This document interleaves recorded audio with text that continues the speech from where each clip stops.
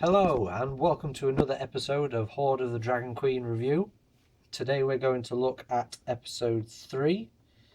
Let's get right into it.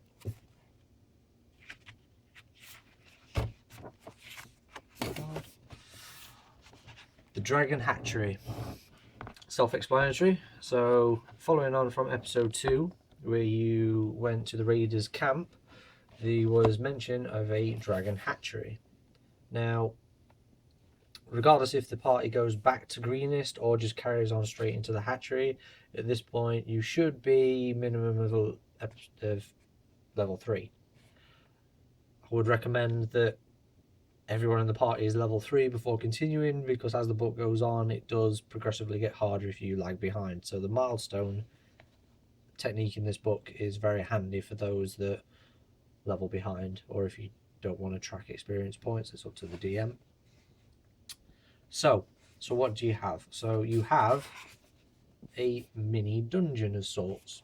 Technically it's a cave, but we can call it a mini dungeon just for the sake of argument.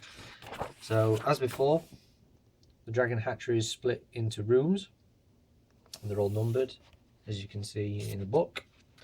It does feature a slight wider range of foes and monsters.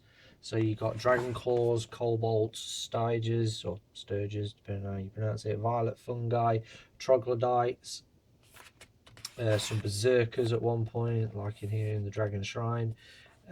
Also the half dragon, Longdinosa Syrian Wrath.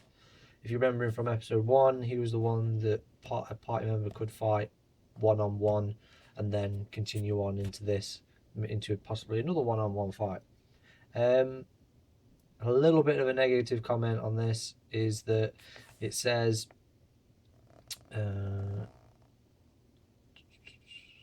if Longdinosa was killed, then replace him with another half dragon with the same statistics.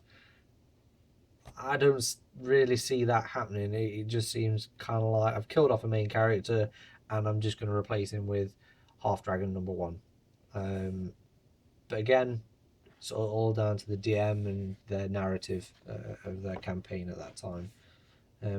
Personally, we're not up to this episode just yet in the campaign that I'm running with my group, but if they did manage to kill Longdinosa, then I wouldn't have put him in there. I would have probably added maybe 1 or 2 extra berserkers, just as a swap out, really.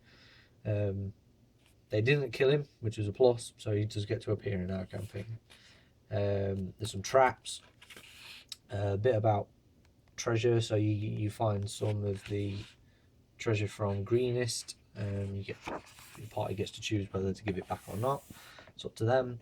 A whole room dedicated to dragon eggs. Guard Drake, very nice picture.